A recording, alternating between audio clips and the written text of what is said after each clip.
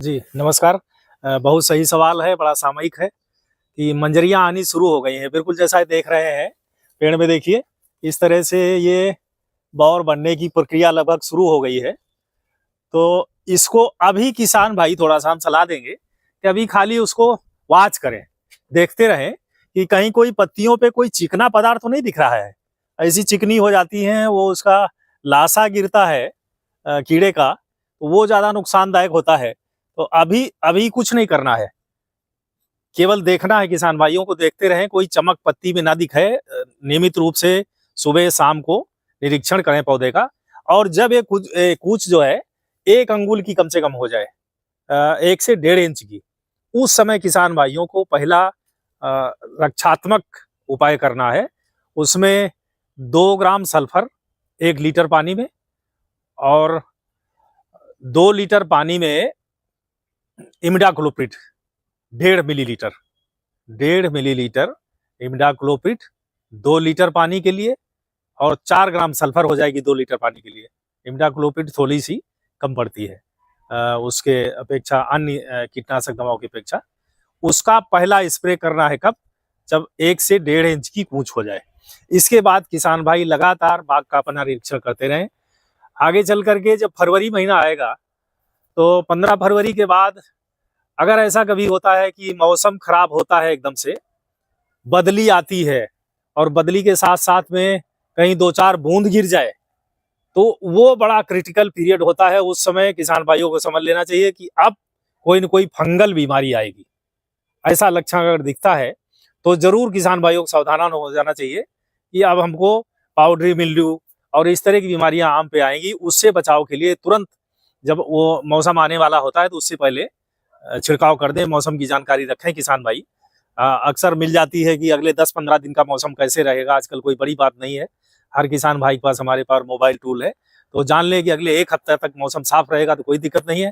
लेकिन अगर ऐसा पता चलता है कि अगले हफ्ते बरसात या बदली की संभावना है, तो जरूर उस समय बचाव कर लें, वरना बहुत बड़ा नुकसान होने की संभावना रहती है फंगल बीमारियों के आने से। उसके लिए 2 दवाइयां होती हैं, कैलेक्सिन या कैराथेन, जो बेहतरीन दवाइयां हैं। उनका 1 मिलीलीटर दवा 1 लीटर पानी में, और साथ में कोई भी कीटनाशक सिस्टमिक इंसेक्टिसाइड, उसको डाल करके 1 मिलीलीटर पर लीटर उसका स्प्रे कर देंगे दोबारा, तो उससे जो फंगल बीमारी आने वाली है, फंगस वाली, वो रुक जाएगी। और कीड़े जो कोई प्रकोप करेंगे मौसम खराब होने के कारण, वो भी रुक जाएंगे। बताया, जैसे ये देखिए मंजरी बन रही है, और ये मंजरी जब 1 से 1.5 इंच की होगी, आज के करीब 10-12 दिन बाद, तब तक कोई नुकसान होने की संभावना नहीं है।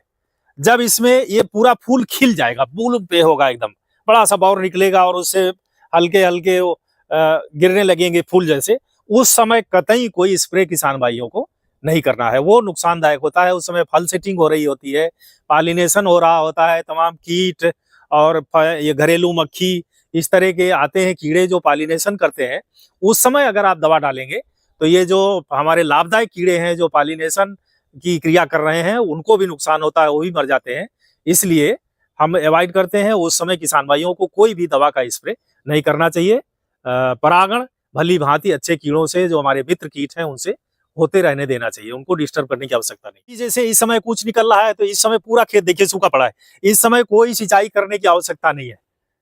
इस समय कोई भी खिंचाई करने की आवश्यकता नहीं है। सिंचाई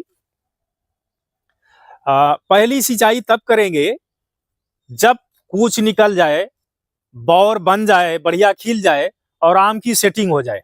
तो जब मटर के बराबर आम का दाना हो जाए, तब हम पहली सिंचाई करने की संतुति करते हैं। उस समय जब करेंगे, तो फल का आकार बढ़ना शुरू हो जाए। ये 2-3 कीड़ों से बचाता है। एक तो हमारा जो है वो तना भेदक कीट है, उससे रोकने के लिए हम इसकी थोड़ी सफाई कर देते हैं। तो तना भेदक कीट का ये होता है, जहां पर छेद करता है और छेद करके फिर अपनी विष्ठा निकालता है, तो विष्ठा निकलेगी, बुरादा जैसा निकलता है। तो जैसे ही आप बाग में जाएंगे और आपका ये सफेद पुता हुआ दिख रहा है, तो तने में तुरंत एक नजर में नजर आएगा। अगर कहीं छेद है या कहीं कीड़े ने बुरादा निकाला हुआ है, तो आप समझ जाएंगे इसमें तना छेदक कीट लग चुका है। तो तुरंत उसका उपचार कर लेंगे। जो बताया गया है कि साइकिल की तीली से उसको, छेद को साफ करेंगे, और साफ करने के बाद आपके पास जो भी मौजूद हो, पेट्रोल हो, डीजल हो, मिट्टी का तेल हो, उसमें रुई का फीहा भिगो करके और कायदे से उस छेद के अंदर भर देंगे, फिर चिकनी मिट्टी से बंद कर देंगे, तो वो तना भेदक कीट है उससे बचाव हो जाएगा। दूसरा एक बहुत बड़ा कीड़ा आता है जो गुजिया कीट, बहुत नुकसान करेगा, अभी तो नहीं दिखता है। तो सितंबर के लास्ट में जैसे बरसात का अंत होता है उसी समय हम तुरंत सलाह देते हैं किसान भाइयों को कि तने पे पन्नी लपेट दें। हमने बंजरिया सेंटर ऑफ एक्सीलेंस पे लपेट रखी है कायदे से। तो पन्नी जब लपेट लेंगे, उस कीड़े का ये होता है कि वो उसके अंडे बच्चे जमीन में पड़े रहते हैं जून के महीने से। जून में नीचे तने के पास पड़े रहते हैं अगर खरपतवार बहुत ज्यादा है तो। इसीलिए हम सलाह देते हैं कि वहां के खरपतवार किसान भाई नष्ट करते रहें, तने के पास जरूर सफाई रखें ताकि वहां अंडे बच्चे पनपने का मौका न मिले। लेकिन अगर ऐसा नहीं हुआ है तो निश्चित समझिए कि वहां पर गुजिया के कीट के अंडे बच्चे वहां पर पड़े होंगे। अब सितंबर के महीने में उससे बच्चे निकलते हैं। बच्चे निकलेंगे तो बहुत छोटे होते हैं, गुलाबी कलर के, आंखों से देखे नहीं जा सकते, आप देख नहीं पाएंगे। वो फिर तने पे चढ़ना शुरू करते हैं, तने पर चढ़ करके और ऊपर जाते हैं। ऊपर जा करके जो पतली पतली छोटी बहुत कोमल पत्तियां हैं उनको खाते हैं, टहनियाँ खाते हैं, बौर को खाते हैं, और फिर जा करके अंत में जब आम लग जाता है तो उसके भी डंठल पर चिपक जाते हैं और सफेद मोटे खूब बड़े बड़े दिखते हैं, पूरा घेरा बना लेते हैं बौर की टहनी को।